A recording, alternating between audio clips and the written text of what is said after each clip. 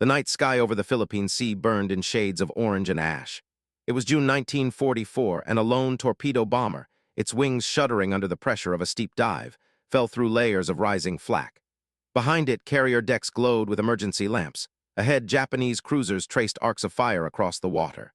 The aircraft should not have been here. It had been dismissed as too complicated, too heavy, too ambitious for the quiet discipline of a naval flight deck. Yet in this hour, as ships burned and formations scattered, it was this machine, the Grumman TBF Avenger, that held the battle's final thread of hope. Understand how such an unlikely aircraft came to define a moment of war. One must return 5 years earlier, to the calm corridors of Washington in 1939. There, as diplomatic cables darkened with warnings from Europe and Asia, the U.S. Navy convened another procurement board. Their task was simple on paper: select a new torpedo bomber before the old ones aged out of relevance. But beneath the paperwork lay a deeper anxiety. Technology was changing faster than doctrine. No one wanted to invest in an aircraft whose purpose might be eclipsed before it reached the fleet. Among the submissions laid across the table was a design that drew little admiration. It lacked elegance. It was broad-shouldered, heavy-nosed, and unapologetically large for a single-engine aircraft meant to operate from carriers. Engineers murmured that it was more ambition than airplane, a risk in metal form. Yet when Roy Grumman stood before the board, he spoke not of aesthetics but of survival. War, he argued, would not reward simplicity for its own sake. It would demand machines resilient enough to absorb punishment, powerful enough to carry new weapons, spacious enough to adapt to missions no one had yet imagined. Reluctantly, the Navy signed the contract, unsure whether they were commissioning a breakthrough or a burden. Few believed the torpedo bomber would matter in a future shaped by dive bombers and fast fighters. But wars have a way of humbling prediction, and sometimes the machines built for the last war decide the next one. And far from these early doubts, in hangars still smelling of fresh paint, the Avenger waited for the world that would soon need it. The Avenger entered the war not with ceremony, but with apprehension. In late May 1942, only weeks before the Battle of Midway, its first squadrons were declared operational. The aircraft was still unfamiliar to the men assigned to fly it, larger, heavier, and more mechanically complex than anything they had trained on. Maintenance crews learned its systems at night under dim hangar lamps. Pilots practiced water landings they hoped never to attempt. It was a weapon untested in combat, entrusted to crews who had not yet discovered its strengths or its failings. And as June approached, those failings would matter more than anyone wished to admit. When the 6 Avengers of Torpedo Squadron 8 lifted from Midway Island on the morning of June 4, the horizon was already darkened by approaching Japanese carriers. The pilots flew low, knowing their speed was insufficient to outrun interceptors, and their altitude too shallow to escape concentrated fire.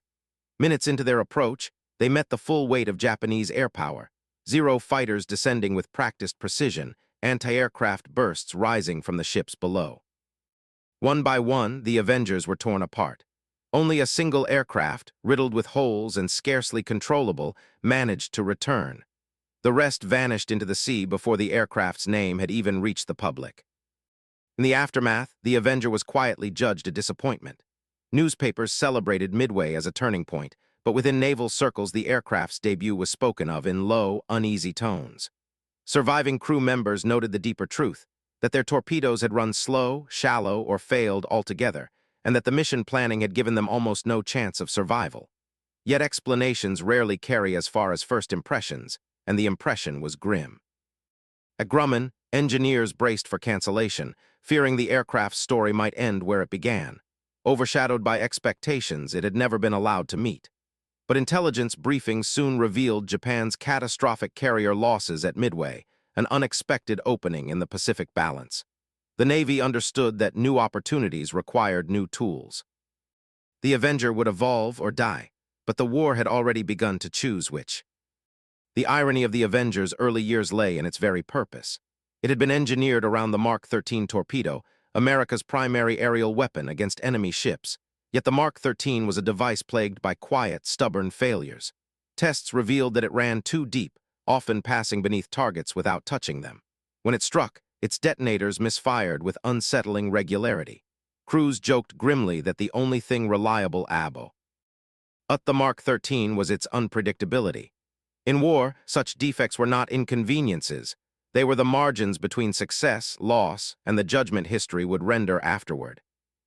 To compensate for the weapon it carried, the Avenger became something unusual.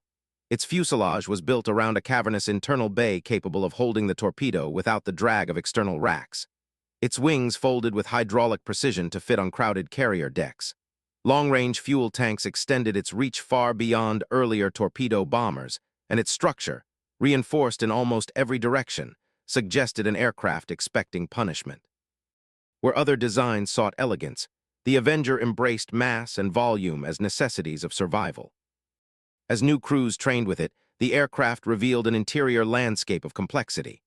The electric dorsal turret, mounted behind the pilot, rotated with smooth mechanical confidence, offering defensive firepower rare for a single-engine aircraft. The cockpit, armored around vital areas, sacrificed visibility for protection. Radio systems, bomb release controls, and navigational instruments filled the compartments with a density that required discipline to master. This was not a machine meant to flatter its operator. It was a machine meant to outlive him. Critics called it inelegant, a flying tractor with a turret. The phrase circulated through ready rooms, half mocking, half resigned. Yet those who flew it began to sense something their detractors overlooked. The aircraft absorbed damage that would cripple lighter designs. Its armor turned near-fatal hits into survivable ones. A veteran later remarked that every pound of steel seemed to carry the weight of a crewman's life, a truth understood only after returning from missions with holes large enough to see the sea through. What the skeptics could not foresee was that the Avenger's very bulk, once its most doubted trait, would soon redefine its destiny and the war's. As the Pacific widened into a battlefield measured not in miles, but in weeks of steaming and months of attrition, the United States confronted a truth that no pre-war doctrine had fully anticipated. The war would not be decided by short, decisive clashes near familiar coasts. It would unfold across archipelagos separated by empty ocean, through campaigns defined by distance, exhaustion, and the slow grind of amphibious assault. On charts spread across war rooms from Pearl Harbor to Washington, the spaces between islands began to matter as much as the islands themselves. And in these widening spaces, aircraft that once seemed too large for their purpose were suddenly the only ones capable of reaching the fight. The Avenger's long range, once dismissed as excessive for carrier operations, quickly became indispensable. Submarines operating far ahead of the fleet transmitted sightings of convoys and cruisers beyond the reach of dive bombers. These reports came with urgency, targets fleeting, coordinates imprecise, the ocean vast enough to swallow mistakes. Again and again, it was only the Avengers, with their fuel endurance and navigational equipment, that could respond before the enemy slipped back into the Pacific's anonymity. Their missions stretched across hours, engines humming over empty water, crews aware that a single mechanical failure might leave them alone in a hostile sea. Those early sorties revealed that the aircraft's shortcomings were not its own. The failures that plagued their attacks originated from the Mark 13 torpedo, whose behavior in combat had proven erratic. Torpedoes that ran too deep missed their targets entirely. Others struck hulls with a dull, futile thud. The pattern was unmistakable. The weapon for which the Avenger had been designed was not yet worthy of the machine that carried it. What had been accepted in peacetime as tolerable inefficiency became unacceptable in war. In laboratories and workshops across the United States, engineers sought remedies. They studied the torpedo's hydrodynamics, its fragile detonators, its tendency to destabilize upon entry.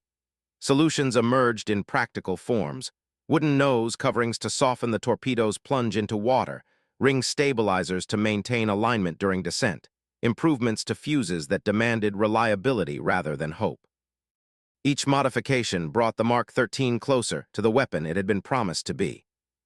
Meanwhile, pilots discovered that the Avenger's capabilities extended far beyond its original brief.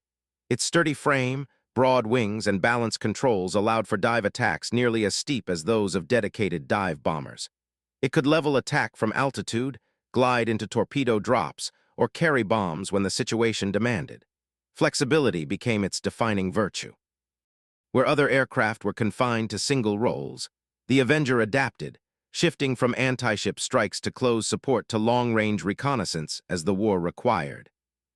Gradually, belief began to shift. The attributes once mocked as excess, the armor, the weight, the size, now appeared prescient.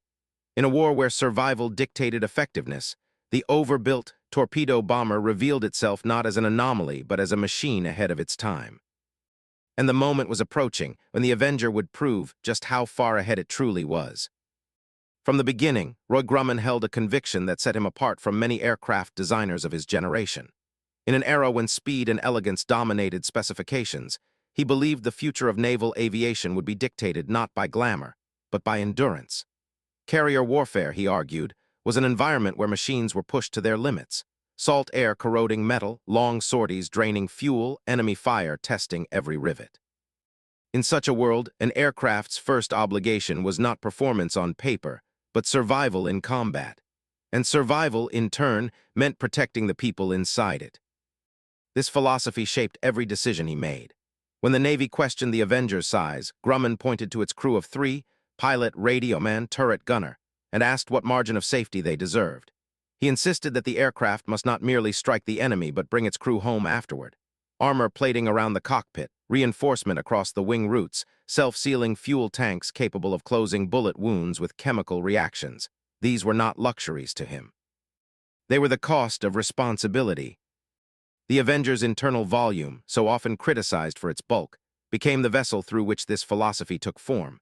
The bay that held torpedoes could also accommodate bombs, depth charges, rescue gear, or long-range fuel tanks. The dorsal turret, electric and enclosed, offered the gunner a field of fire uncommon in single-engine aircraft. Even the spacing of its internal frames allowed for maintenance at sea, where repairs were measured in minutes and survival in seconds. Complexity was not excess, it was foresight. Test pilots began to notice something unusual during early trials. Where other aircraft shuddered under steep dives or strained at high-speed pullouts, the Avenger remained composed, its structure absorbing forces that would buckle lighter designs. In controlled damage tests, it endured hits that would destroy comparable planes. Pilots returned from training missions with quiet respect, aware that beneath the utilitarian exterior lay a machine built to outlast violence. Gradually, the Navy's perspective shifted. As combat losses mounted across the Pacific, commanders saw that survivability was more than a technical characteristic. It was a multiplier of experience. A crew that survived one mission carried lessons into the next. A squadron spared catastrophic losses could maintain cohesion and capability. The Avenger did not merely preserve lives, it preserved the continuity of skill the war increasingly demanded. One young radioman and gunner captured this sentiment in a letter home. After a mission that left his aircraft punctured in 24 places, he wrote simply, "It feels like the plane is fighting for us." His words echoed through ready rooms, not as praise, but as recognition. The aircraft's strength reflected the philosophy of the man who built it. The arrogance that once dismissed the Avenger as over-engineered began to fade. In its place grew an understanding that complexity had been necessary, even inevitable. And soon, the war would reveal just how essential that philosophy of survival truly was. By 1943, the U.S. Navy's carriers were no longer the cautious instruments they had been at the beginning of the war. Early doctrine, shaped by fear of losing irreplaceable ships, had treated carriers as mobile bastions, defensive screens built around fighters and anti-aircraft protection. But as new hulls slid down the ways at Newport News and Bremerton, and as experience hardened the fleet's confidence, a transformation began. The Pacific's vast distances demanded more than caution. It demanded reach, and so the carriers evolved into mobile strike platforms, capable of projecting force hundreds of miles in any direction, the sea itself becoming the runway from which their influence radiated. This doctrinal shift elevated an aircraft few had expected to stand at the center of the Navy's offensive arsenal.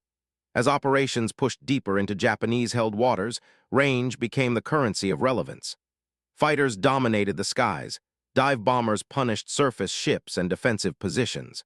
But it was the Avenger, with its endurance and adaptability, that tied the system together. It could find the enemy before others arrived, mark positions, deliver torpedoes, drop bombs, or sweep for submarines hidden beneath convoys. In a war where every sortie demanded versatility, the Avenger embodied the new logic of carrier warfare. Admirals soon recognized a strategic truth.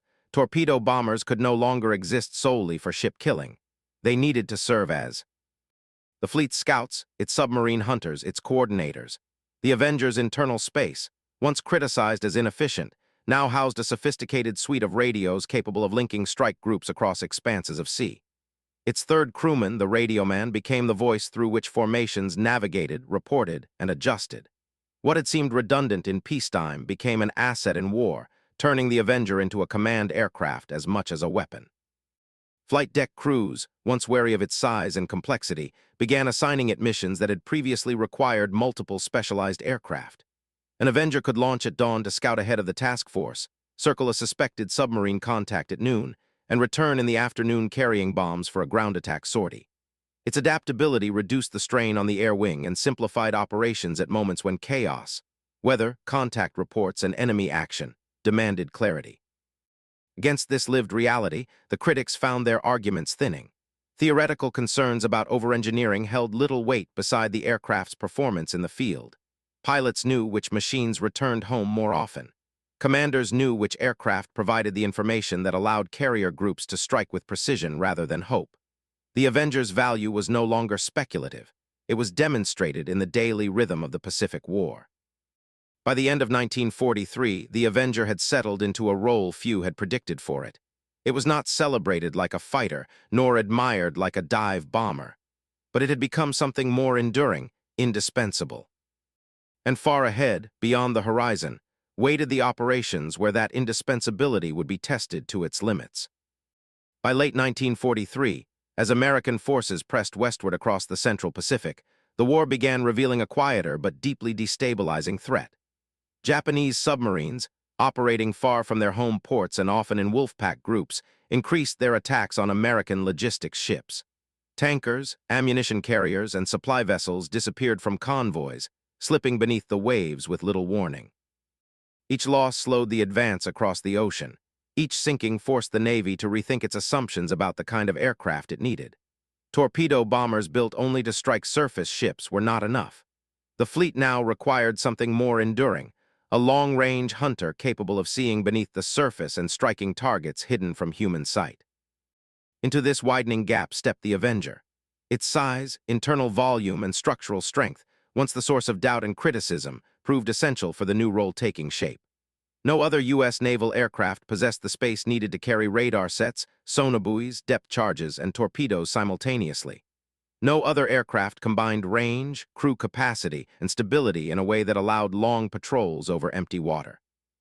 In a matter of months, the Avenger transformed from a specialized strike weapon into the Navy's first truly multi-role aircraft, a platform that could be reshaped at dawn for missions no one had anticipated at dusk. The arrival of airborne radar marked the beginning of this evolution. Early sets were bulky, fragile, and power-hungry, impossible to carry on smaller aircraft without sacrificing fuel or weapons. The Avenger, with its wide fuselage and sturdy generator system, became their natural host. Radar-equipped Avengers took to the night skies, sweeping vast arcs of ocean with electronic pulses that revealed shapes no human eye could perceive. What had been darkness and uncertainty turned into interpretable echoes on a scope, each return a hint of something moving beneath the Pacific's surface. For the first time, submarines that once hunted freely after sunset found themselves hunted in return. Mechanics soon discovered that the Avenger's airframe welcomed adaptation. Its bomb bay could be reconfigured for depth charges, mines, or modified Mark 13 torpedoes. Its radio suite allowed coordination with destroyer escorts and patrol squadrons, creating loose webs of cooperation stretching across the ocean. Some Avengers carried magnetic anomaly detectors capable of sensing disturbances created by submerged steel hulls. Others carried sonobuoys, dropped in patterns across suspected submarine tracks, their signals relayed back to the aircraft's radio man. Each innovation added another tool to the aircraft's growing repertoire, not elegant, not simple, but undeniably effective. Night missions revealed the aircraft's endurance. Pilots flew long hours above dark water, listening to the steady hum of the Wright R-2600 engine, aware that any malfunction might leave them drifting invisibly somewhere between the fleet and enemy shores. The Avenger's stability and large control surfaces reduced fatigue. Its turret, even when not used, provided an extra set of eyes and hands. These missions were less dramatic than torpedo runs, but no. Less dangerous. They required patience, discipline, and trust in the instruments that had become extensions of the crew's senses. As the aircraft adapted, So did the men who maintained it. Mechanics on carriers and remote island bases improvised tools, rewired radar systems, and fitted experimental equipment with little more than diagrams and instruction sheets. The Avenger became a canvas for practical engineering, a machine that accepted new responsibilities without protest. Combat requirements shifted weekly, sometimes daily, and the aircraft absorbed each change with the same unassuming resilience that had once seemed excessive. What emerged was a pattern that defined the Avenger's wartime character. Struggle shaped its evolution.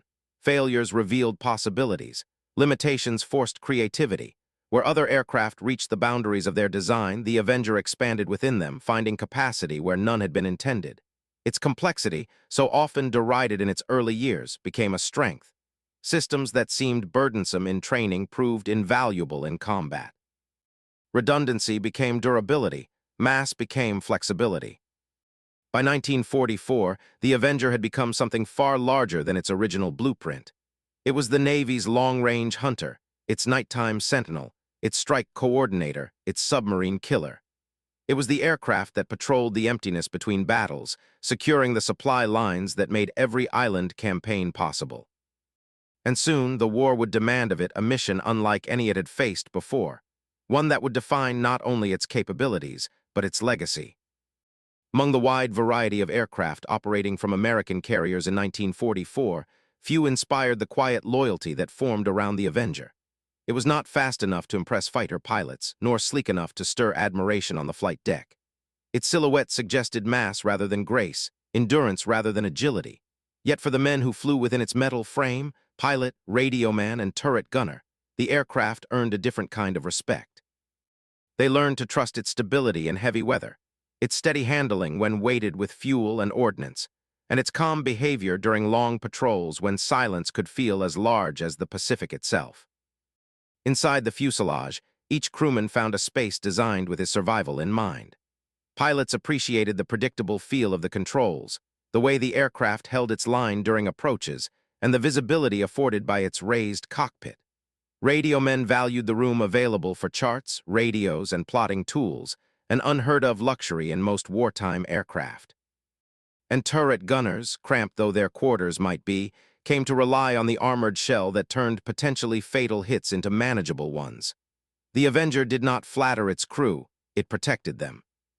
As missions lengthened and sorties expanded across thousands of miles of ocean, a bond formed that could not have been predicted from the aircraft's ungainly appearance on the factory floor. Crews spent hours together in flight, listening to the rhythmic drone of the engine, scanning the sea for shapes that might be friend or foe, trusting each other to navigate, defend, and endure. The Avenger became more than a machine. It became the shared environment in which these hours unfolded. Every vibration, every change in pitch or tone, became a familiar part of the aircraft's vocabulary, and the crew learned to read it as one might read the sea or the sky. Stories circulated through squadrons of Avengers that refused to surrender to damage. One aircraft returned from a strike with a 6-foot section of its wing torn open, fuel lines exposed to the wind. Another limped back on a dead engine, losing altitude mile by mile until the carrier deck rose into view like a final reprieve. Others came home with shredded control surfaces, turret glass shattered, or tails held together by little more than cables and luck. The Avenger's reputation did not grow from dramatic victories. It grew from its refusal to die. These stories mattered. They traveled between ready rooms, over dinner tables, and eventually into letters sent to families waiting across an ocean. For many crews, the Avenger became a kind of promise, an unspoken assurance that the machine carrying them into danger was also built to carry them home. In a war where uncertainty shadowed every departure, that promise carried a weight no performance chart could capture. Training schools absorbed this growing respect and transformed it into doctrine.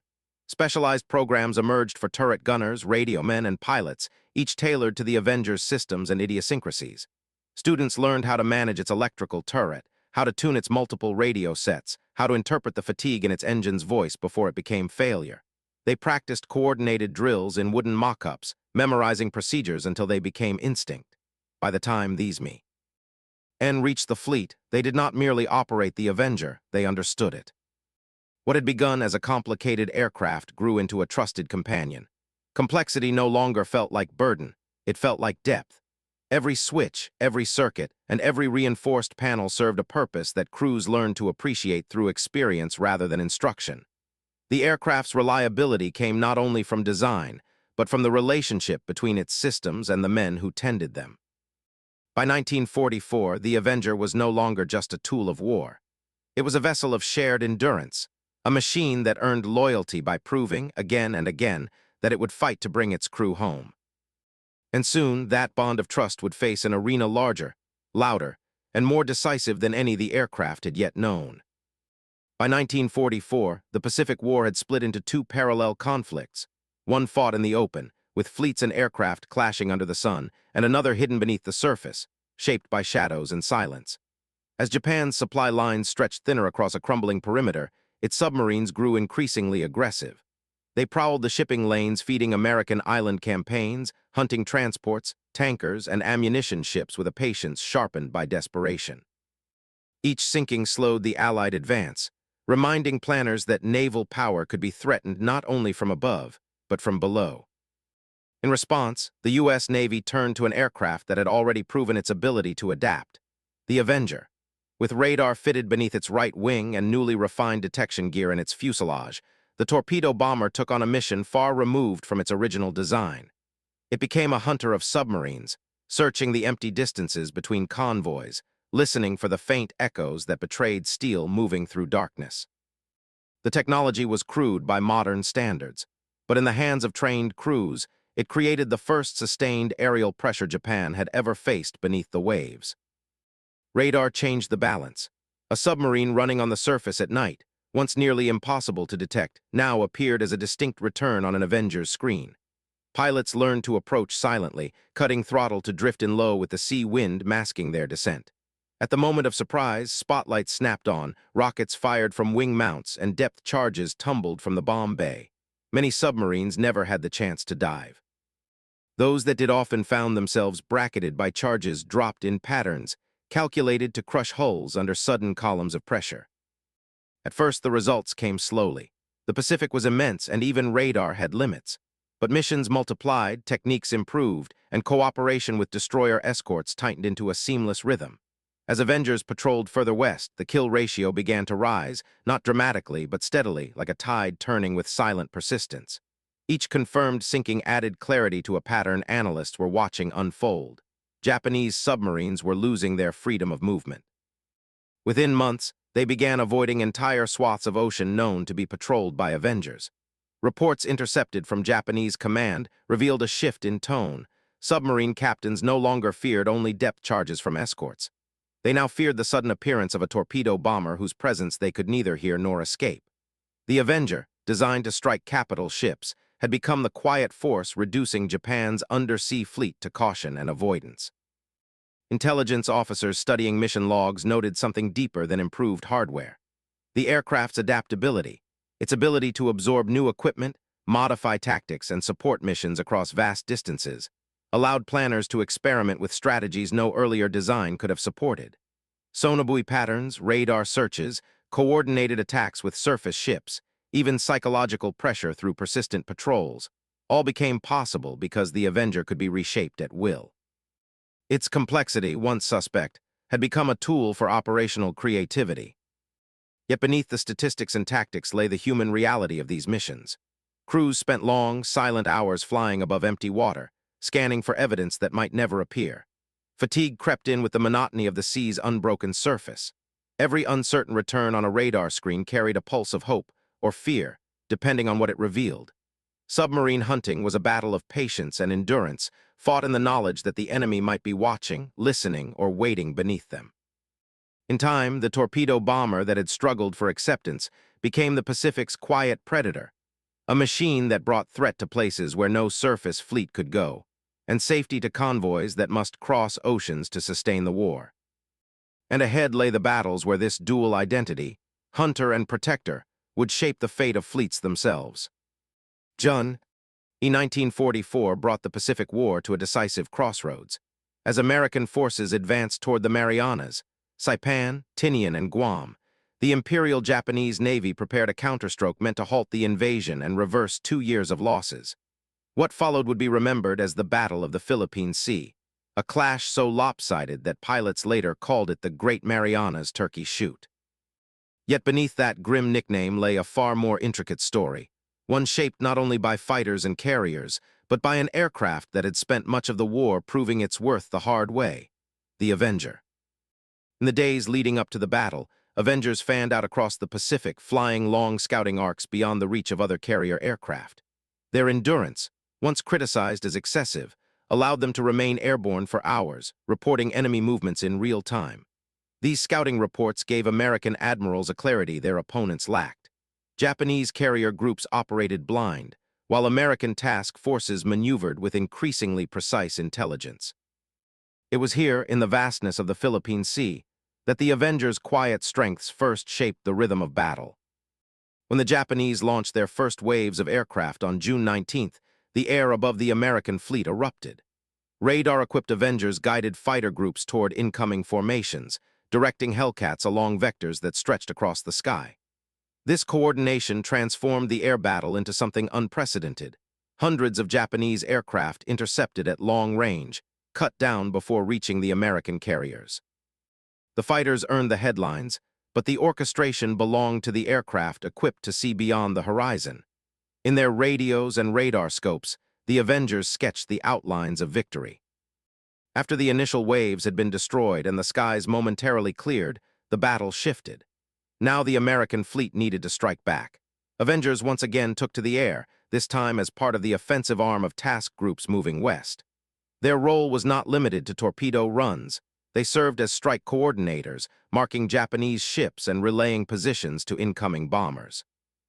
In the confusion of battle, smoke rising from burning carriers, scattered aircraft ditching at sea, the Avengers' ability to host an extra crewman dedicated to communications became a strategic advantage unmatched by any other aircraft in the American inventory. The improved Mark 13 torpedoes, refined after 2 years of relentless testing and modification, now performed with a reliability crews had once thought impossible. Drops that would have failed in 1942 or 1943 found their marks in 1944. Japanese cruisers and carriers, already overwhelmed by superior American fighter cover, now faced a slow, methodical series of torpedo attacks. Where earlier Avengers had launched weapons with hope, these crews launched with expectation. The results echoed across the battle line, columns of water rising alongside Japanese hulls, fires spreading across decks, ships losing speed until they fell behind the retreating force. As the Japanese fleet withdrew westward, believing distance might save them, the Avengers pursued. Their endurance allowed them to track the fleeing enemy long after other aircraft needed to return. Some flights lasted nearly 10 hours, the Pacific stretching out below them in endless blue. They relayed enemy positions as the sun dipped low, enabling late strikes that further shattered Japan's carrier strength. In this long chase, the Avengers' design philosophy, range, resilience, and the capacity to adapt, proved decisive. By battle's end, American pilots had achieved one of the most remarkable kill ratios in aviation history. While fighters dominated the skies, the Avengers contributed in roles both visible and unseen, destroying retreating ships, guiding intercepts, and holding the operational picture together. For the first time, the aircraft's reputation shifted not merely among crews but among admirals. What had once been regarded as a liability, too large, too slow, too complex, was now recognized as a platform that made the entire carrier force more lethal. The Battle of the Philippine Sea marked the Avengers' turning point. It had moved beyond proving itself. It had become a linchpin in the Pacific strategy, an aircraft whose contributions shaped one of the war's most decisive victories. And as the fleet turned toward the next objective, the Avengers' role would only grow more central in the battles still waiting over the horizon. October 1944 brought the Pacific War to its most expansive and violent confrontation. Off the coast of the Philippines, the U.S. Navy prepared to secure the landings at Leyte, an operation intended to sever Japan's remaining supply lines and open the path toward the home islands.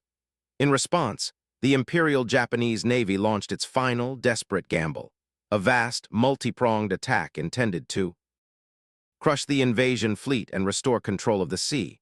What followed would become the largest naval battle in recorded history.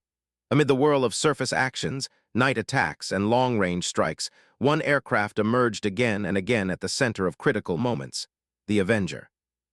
From the first hours of the engagement, Avengers played a defining role in the hunt for the Japanese center force under Admiral Kurita.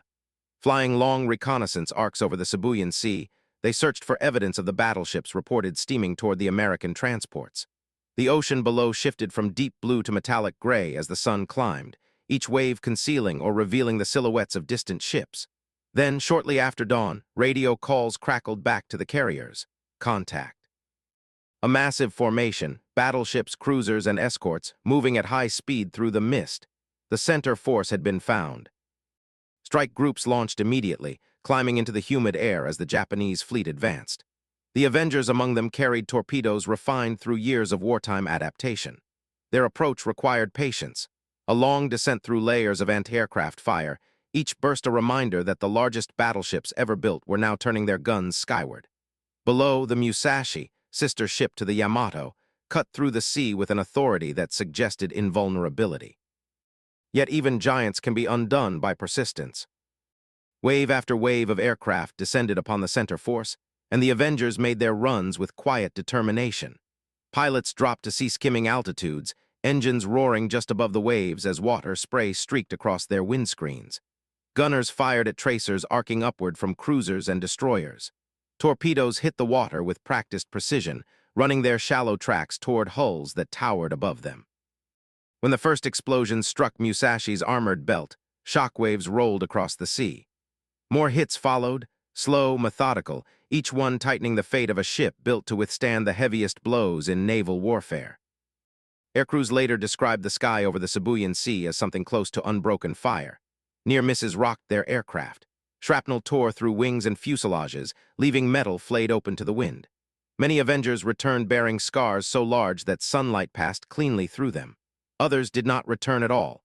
Yet the survivors spoke not of certainty, but of earnest necessity. Their task had been to slow the advance of a force capable of overwhelming the landing beaches. Each torpedo drop, each bomb hit, bought time the soldiers ashore could not afford to lose. By afternoon, the cumulative damage inflicted by airstrikes began to take its toll. Musashi, battered by torpedoes and bombs, listed heavily, losing speed. Her escorts attempted to shield her, but the Americans maintained contact through continuous scouting, much of it performed by Avengers that had been airborne since early morning. Eventually, the battleship succumbed, slipping beneath the waves with a weight of steel that seemed almost impossible to imagine disappearing into the sea. It marked one of the few times in history that aircraft had destroyed a battleship of such scale entirely through repeated strikes. Across the broader battle, Avengers struck cruisers, damaged destroyers, and helped disrupt formations attempting to maneuver into attack positions. Their contributions accumulated not in dramatic dogfights, but in steady, relentless attrition. And as the battle stretched across days and thousands of square miles, analysts began noting a striking trend. The Avengers' kill record, against ships, submarines, and logistical targets, was surpassing that of fighters, dive bombers, and even the newer attack aircraft entering service. Complex, slow, and often underestimated, it had become one of the most decisive tools in the fleet's arsenal. Leyte Gulf tested the Avenger not only as a weapon, but as a measure of endurance. It was proof in fire, evidence that the design once criticized for excess had instead prepared the Navy for the scale of war it would ultimately face. And ahead, beyond Leyte and beyond the Philippines, lay the final battles in which that endurance would matter even more. When the guns finally fell silent in August 1945, the Pacific changed its character almost overnight. The sea that had echoed with engines, explosions, and the long metallic sigh of sinking ships returned to an older rhythm: tides, wind, and the slow migration of clouds across an open horizon. For the men who had flown the Avenger through 3 years of relentless operations, this silence felt almost foreign. Yet the aircraft did not retire with the war's end. Instead, its missions shifted into forms that reflected a world trying to rebuild itself. Patrol flights over calm waters, training runs for new pilots, and search and rescue missions that replaced destruction with deliverance. The same endurance that had allowed the Avenger to hunt submarines and shadow enemy fleets now made it ideal for peacetime vigilance. It patrolled coasts where unexploded ordnance still drifted, surveyed shipping lanes for hazards, and flew long arcs searching for downed aviators or stranded sailors. These missions lacked the urgency of wartime sorties, but they carried their own quiet gravity. In peace as in war, the Avengers' stability, range, and reliability offered reassurance to those who depended on it. It had been built to survive the worst. In the aftermath, it became a guardian of the fragile calm that followed. As naval aviation expanded into the jet age, engineers looked back at the Avenger with an analytical eye. They noted how its internal volume had allowed for constant adaptation, how its structure had accommodated new technologies without losing effectiveness, and how its three-man crew had enabled mission complexity unmatched by earlier designs. These lessons seeded a generation of post-war aircraft, machines that embraced versatility rather than specialization, and survivability rather than elegance. In design studios across the United States, the Avenger's silhouette lingered like a ghostly blueprint, a reminder that war rarely rewards minimalism. For the men who had served inside it, the end of the war prompted a different kind of reflection. They remembered the aircraft not as a machine of destruction, but as the metal shell that had carried them through fear, exhaustion, and uncertainty. Pilots recalled the reassuring weight of its controls during rough-weather landings on heaving carrier decks. Radio men remembered the rhythmic hum of their instruments, the sound of connection in the loneliest stretches of the Pacific. Turret gunners remembered the armor that had turned lethal fragments into survivable scars. Many spoke of a paradox that would shape their memories for decades. The Avenger had been built to deliver violence, yet its defining purpose, as they experienced it, had been protection. Historians soon began tallying the aircraft's wartime record with the clarity that distance provides. The numbers were austere, yet revealing. Submarines sunk in coordinated hunts, cruisers and carriers damaged or destroyed by torpedoes that finally worked as intended, thousands of missions flown in conditions that would ground lesser machines. Even when adjusted for scale, the Avenger's operational performance surpassed that of simpler aircraft designed with narrower roles in mind. The conclusion was uncomfortable for those who had once insisted on minimalism. Complexity had not hindered the Avenger, it had enabled its success. The aircraft that had once been mocked as overbuilt had, in the brutal arithmetic of war, saved more lives and delivered more decisive blows than many of its sleeker contemporaries. It had outperformed not by speed or beauty, but by endurance, an engineering philosophy that prioritized survivability in a conflict where too many machines offered none. In this sense, the Avenger became more than a warplane. It became a symbol of a certain kind of wisdom, that human life, placed in the hands of metal and mechanics, deserved protection as uncompromising as any offensive capability. As museums acquired their first surviving examples and veterans attended reunions with stories softened by time, the Avenger's legacy began to take shape. It was not defined by a single battle, nor by a single technological breakthrough. It was defined by persistence, by the long arc of a machine that had outgrown every doubt placed upon it. In the quiet years after the war, its engines no longer echoing across the Pacific, the Avenger lived on in the lessons it left behind. Legacy begins where war ends, and for the aircraft no one wanted, the legacy was just beginning. By the early 1950s, the world had stepped into a new era of aviation. Jet engines promised speeds once thought impossible, and designers began shaping airframes not around propellers and pistons, but around the physics of compressed air and blistering acceleration. In this changing landscape, the Avenger, once a symbol of adaptability and endurance, found itself increasingly out of place. Its broad wings, massive fuselage, and dependable radial engine belonged to a different moment in history, to a war whose lessons were already being rewritten. Gradually, almost imperceptibly at first, the aircraft that had helped bend the arc of the Pacific began its quiet descent into obsolescence. Navies that had relied on the Avenger through the difficult years of the late 1940s now sought aircraft capable of matching new operational demands. Jet fighters and turboprop patrol planes took over roles once held by the Avenger, pushing it further down the flight line. Some were reassigned to auxiliary duties, target towing, weather reconnaissance, or training.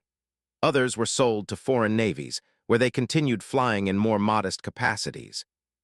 Often stripped of the sophisticated systems that had once made them so adaptable. Many more were simply retired, broken down for scrap, their metal reused in an age that prized innovation above sentiment. For the men who had served in them, watching the Avengers leave service brought a quiet melancholy. These were machines that had carried them through fear, exhaustion, and triumph, aircraft whose every dent and scar had stories attached to them. Pilots remembered the heavy yet reassuring feel of the controls, radio men the hum of radios that connected them to distant fleets, and turret gunners the deep trust they had placed in the armor surrounding them. Seeing these aircraft dismantled on runways or stored in remote boneyards felt like a farewell to an entire chapter of their youth. Yet the emotion was tempered by understanding. All machines, no matter how beloved, eventually give way to the demands of a new age. Engineers, however, saw in the Avengers' retirement not an end, but a lineage. They noted how its defining traits, long range, survivability, and multi-role capability, had anticipated trends that modern aviation would embrace. Design teams studying post-war aircraft found echoes of the Avengers' philosophy in newer machines, even when the physical resemblance had vanished. The idea that a naval aircraft must be adaptable, capable of evolving with shifting mission requirements, and resilient enough to protect its crew became a cornerstone of post-war design thinking. The Avenger had proven that complexity, when applied with purpose, could extend a machine's relevance far beyond its initial blueprint. This recognition influenced not only naval aviation, but also the broader trajectory of military aircraft development. Patrol planes, early warning platforms, and anti-submarine aircraft all absorbed elements of the Avengers' approach. Spacious internal bays for equipment that had not yet been invented, redundant systems to preserve life and mission capability, and room for operators whose presence multiplied the aircraft's effectiveness. In this way, the Avenger lived on, not in the sky, but in the engineering choices that shaped new generations of aircraft. Historians, working decades after the war, began tallying the Avengers' legacy with the benefit of hindsight. They found an aircraft whose combat record rivaled or exceeded that of more celebrated machines. Submarines sunk, battleships crippled, convoys protected, and thousands of missions completed in some of the harshest conditions aviation had ever known. They compared its impact not to the flashier spectacles of dogfights or high-speed interceptions, but to the slower, heavier work of endurance and adaptability, the tasks that win wars even when they rarely win headlines. Gradually, the Avenger came to be ranked among the war's most influential aircraft, not because of elegance or speed, but because of what it enabled. And so the circle closed. The aircraft built around a torpedo that once failed more often than it succeeded became, in time, a blueprint for the future. Its early critics had not understood that complexity, far from being a flaw, was the essence of its strength. The Avenger's life story, its rise from reluctant acceptance to indispensable service, and finally to honored obsolescence, remained a testament to engineering that placed human survival at the center of design. Even as the last examples faded from runways and carriers, the lessons of the Avenger endured. Its wings no longer cast shadows over the Pacific, but its philosophy shaped every aircraft that followed. In the long arc of aviation history, certain machines are remembered for their speed, others for their beauty, and a rare few for the quiet philosophy that shaped them. The Avenger belonged to that last category. When Roy Grumman sketched its earliest lines on drafting paper in the late 1930s, he was not designing for applause. He was designing for the lives of men who would one day trust their futures to the strength of rivets and the depth of armor. To him, an aircraft's first duty was not to impress from a distance, it was to protect up close. That belief, simple and unadorned, became the compass for a machine that seemed, at first glance, too large, too heavy, too complicated to survive the crucible of war. Yet survive it did, again and again, in ways even its engineers had not fully anticipated. When historians tally the Avengers' wartime achievements, they often begin with numbers: ships struck, submarines sunk, missions completed, miles flown. But these statistics, impressive as they are, obscure the deeper truth. The Avengers' story is not primarily about destruction. Its highest kill ratio, surpassing that of fighters, dive bombers, and purpose-built attack aircraft, emerged not from superiority in speed or weaponry, but from the simple fact that the Avenger endured. It kept flying when other aircraft faltered. It returned home when others did not. Its record was built not on spectacle, but on survival. This endurance revealed something essential about the nature of war. Elegance, in machinery as in strategy, carries its own appeal, but elegance rarely survives contact with reality. The Pacific did not reward streamlined simplicity. It rewarded adaptability, aircraft able to shift roles, accept new equipment, and meet the unpredictable demands of a war fought across thousands of miles of open sea.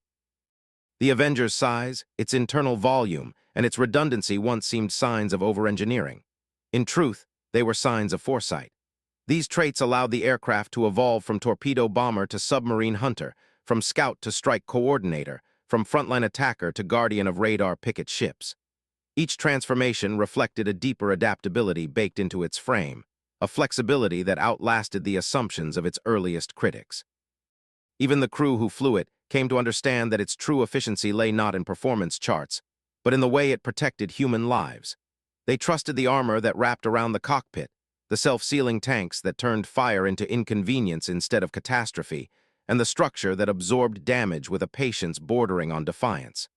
Many pilots returned from missions convinced that no other aircraft could have carried them home.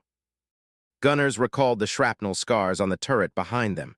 Radio men remembered the calm reliability of systems that continued functioning even when smoke filled the fuselage. These were not luxuries. They were Grumman's philosophy made tangible. In this way, the Avenger became a quiet argument against the belief that war always favors the simplest machine. War favors the machine that can survive the longest, adapt the fastest, and protect those who rely on it. The Avenger was not the fastest or the sleekest, but it was the aircraft that met the war on its own terms. When torpedoes failed, it adapted. When submarines prowled, it hunted. When fleets clashed, it guided. When sailors fell into the ocean, it searched. Its contributions were rarely singular and spectacular. They were cumulative and indispensable. This resilience shaped its legacy long after the last wartime sortie had been flown. Engineers studying the post-war future found themselves returning to its core principles. They recognized that versatility, internal volume, and crew survivability were not burdens, but assets, traits that would become central to Cold War patrol aircraft, airborne early warning systems, and multi-role naval platforms.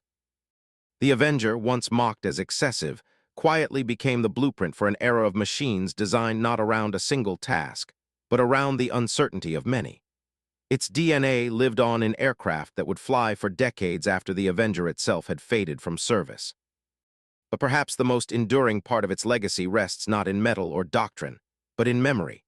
Veterans carried with them the knowledge that their survival had depended on a machine conceived with their protection in mind.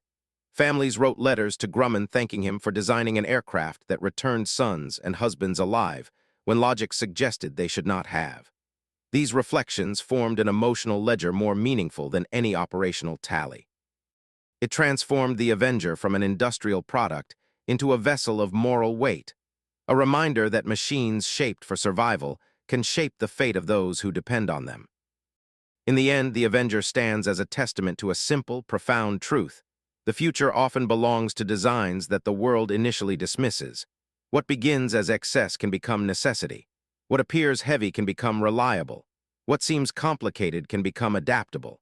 And what some call overbuilt can become, in the harsh light of war, the most efficient path to survival. Roy Grumman understood this long before the Pacific proved him right. His philosophy guided an aircraft that did not break, did not retreat, and did not abandon the men inside it. It served not through brilliance, but through endurance, not through elegance, but through resilience, not through speed, but through the unwavering belief that lives are worth protecting.